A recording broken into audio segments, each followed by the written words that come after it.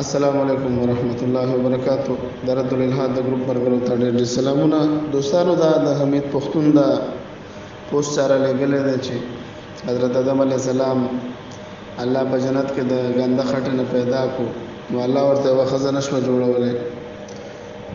نو دا اوس هغه د عقل نه بار خبرې کوي چې الله رب العزت دا دونه دنیا پیدا کړې ده د کن فیکون سره. نو ولې دا حوا علیه السلام چا پیدا کړې ده؟ دا خو ورته د ګسې پختۍ نه الله رب العزت پیدا کړی د حضرت آدم علیه السلام ده، او الله رب العزت په هر څه باندې قادر دی چې الله رب العزت د خاورې نه د خټې نه یو انسان پیدا کولی شي، نو د هغه انسان نه د هغه د پختۍ نه بل انسان نشي پیدا کولی. ولې نشي پیدا کولی؟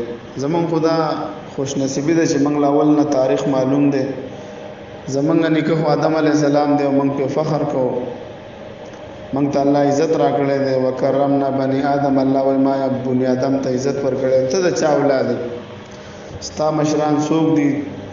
زمونږ خو اول نیکم زمونږ معلوم دی چې حضرت آدم علیه السلام دی، اول انسان هم حضرت آدم علیه السلام دی. نو تاسو نه موږ تپوس کو، ماده پرستو خنزیرانو شادوګانو نه موږ تپوس کو تاسو، ځکه ستاسو د خنزیرانو ماده یوه ده. زمونږ تخلیق د مسلمانانو د انسانانو زمونږ د عقیده ده، زمونږ تخلیق جدا شوی دی د نورو مخلوقاتو په شان نه دی شوی. تاسو وایئ چې نه، نو ستاسو د خنزیرانو نیکونه یو دي، ستاسو د شادوګانو نیکونه یو دي، نو تاسو د خنزیر اولاد استئ. دا به کنځلې نه وي، دا به موږ تاسو ته ستاسو په دلیل کې خبره کوو، ځکه چې ستاسو دا نظریه ده چې د آدم اولاد تاسو نه یې. چې د آدم اولاد ته نه یې، نو بیا ته د خنزیر اولاد یا د شادو بیزو اولاد. زمونږ مشر خو معلوم دی چې حضرت آدم علیه السلام دی. نو ستاسو مشر څوک دی؟ چارلس ډارون ستاسو مشر دی، ستاسو نیوټن ستاسو مشر دی، جاج برکلی ستاسو مشر دی، کارل مارکس ستاسو مشر دی، فرانسس بیکن ستاسو مشر دی، دغه شانته کې نکولو میکاولی ستاسو مشر دی، والټر ستاسو مشر دی، ډیوډ هوم ستاسو مشر دی، جان ډیوډ ستاسو مشر دی، که ایډن هیبل ستاسو مشر دی. دا ستاسو مشران دغه خلک دي. تاسو دوی پسې روانې، ستاسو دا مشران دی، دوی تاسو ته دا نظریه درکړې ده چې انسان چې دی دا د دې او د خنزیر او د شادو د ټولو دا ماده یوه ده. نو زمونږ دا عقیده ده چې یاره د انسان تخلیق الله جدا کړی دی، هغه د خاورې نه کړی دی. او ستاسو دا نظریه ده چې تاسو خپل دا تاریخ پیدا کړئ، تاسو ځان ته تکړه شئ چې تاسو کې پهلنی انسان څوک تیر شوی دی، په دنیا کې پهلنی انسان څوک تیر شوی دی او دا د څه نه پیدا شوی دی، یو دلیل راوړئ. تاسو صرف اعتراضات په اسلام باندې کوئ. د الله په فضل موږ تاسو باندې دا اعتراضات کړي دي، تاسو سره دې جواب نشته دی. زمونږ په نس اول انسان حضرت آدم علیه السلام دی، ستاسو په نس اول انسان څوک دی؟ د دې خبرې جواب راکړئ. زمونږ نیکه معلوم دی چې حضرت آدم علیه السلام دی، ستاسو نیکه څوک دی؟ خنزیر دی که شادو دی که څه شی دی؟ چارلس ډارون دی که کوم یو دی ستاسو نیکه؟ دغه شانته کې زمونږ په نس خو اوله نکاح د حضرت آدم علیه السلام شوې ده، ستاسو په نس باندې اوله نکاح د چا شوې ده؟ د دې خبرو جوابات تاسو ته پکار دي چې تاسو موږ له راکړئ او د خپل مشر تعین وکړئ، ځکه تاسو هم یو نظریه لرئ ماده پرست یې. نو ستاسو اوس کوم یو خنزیر ستاسو مشر دی، کوم شادو بیزو ستاسو مشر دی، ستاسو مشر څوک دی؟ د هغې وضاحت هم موږ لږ وکړئ. او دوستانو دا کلیپونه ورشیر کوئ چې دا همدې ملحدینو ته رسیږي او واپس بیا دوی موږ له پکار دی چې جواب راکړي. دوی صرف اعتراض کوي خو موږ ورته بیا جواب ورکوو.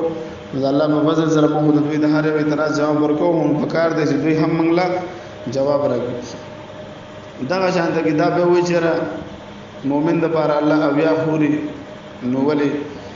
نو صحیح ده. دې کې څه خبره ده چې الله رب العزت دا دونه کهکشاګانې پیدا کړي دي. یوازې په ملکی وی کهکشا کې په عربونو سیارې دي. یوازې د انور ته وګوره، دا زمونږ نه 15 کروڑه میله لرې دی. د دې رڼا موږ له په 8 منټو کې را رسېږي، دا موږ له دامره لرې دی. دا الله رب العزت په خپل قدرت سره کنټرول کړي دي. نظام شمسي هغه چې مین کومه ستاره ده، هغه د انور الله رب العزت په خپل قدرت سره کنټرول کړي ده. د دې نه غیر چاپیره 9 سیارې ځمکه، مشتري، مریخ، زهره او د نور څونه سیارې چې دی په خپل رفتار سره د دې نه غیر چاپیره سفر دا څوک کنټرول کوي؟ دا الله رب العزت کنټرول کړي دي. دا د ساينس قوانین تا نه دي کنټرول کړي. تاسو په ساينس باندې ایمان دي، زموږ د الله په ذات ایمان دي چې الله رب العزت دا کنټرول کولای شي. نو ولې انسان له خوري نشي پیدا کولای؟ جنت الله رب العزت پیدا کړی دی. حدیث شریف کې راځي د بخاری حدیث دی، عادت العباد الصالحین ما لا عین رات ولا اذن سمعت ولا خطر على قلب بشر.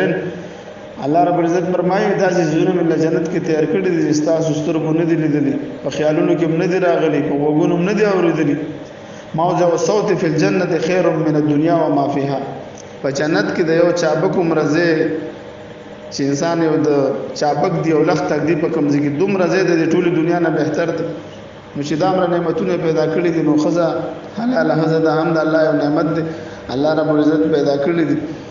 تاسو خپل غم کوئ چې تاسو پس کوئ، تاسو په جهنم کې د الله رب العزت دشمنان یې، تاسو په جهنم کې د شیطان سره یو ځای استئ. شیطان هم تاسو نه خده، شیطان تاسو نه بده خده. شیطان الله منی، تاسو الله نه منئ. شیطان جهنم منی، تاسو نه منئ. شیطان جنت منی، تاسو نه منئ. شیطان دلته سوال لږ چې شیطان ولی کفر وکړو؟ نو شیطان کفر د بنیاد پرستی په وجه وکړو، د قوم پرستی په وجه وکړو. شیطان کې قوم پرستی ډیره زیاته ده. دا قوم پرستی په وجه چې د دا ویلې چې زما قوم انا خیر منه خلقتنی، زه د دینه بهتر ام د آدم علی السلام نه. لکه بعضی قومونه په خپل قوم باندې فخر کوي او نور د سپکاوي کوي، او دا سپکاوي په وجه باندې به د الله نه فرمانی وکي. نو دا د قومیت د وجه نه دا څوک ځان جهنم ته لړګي. خو ورته پته چې جنت هم شته، جهنم هم شته. دغه شانته کې د شیطان هر څه لیدلم دي، خو د دې قوم پرستی په وجه، د دې سیکولر ذهن په وجه باندې، د دې نېشنلست کم دا ذهن چې د سیکولر کم ذهن چې دا ټول نه بنیاد تاسو ته شیطان خور کړی دی. خو شیطان بیا تاسو نه خده، شیطان په دې تاسو نه خده، هغه الله مني، تاسو الله نه منئ. دا هر څه الله رب العزت په خپل قدرت سره پیدا کړی دي. نو تاسو هم خپل غم کوئ. الحمدلله موږ مسلمانان یو، دا ایمان او دا عقیده ده چې ان شاء الله جنت ته بځو.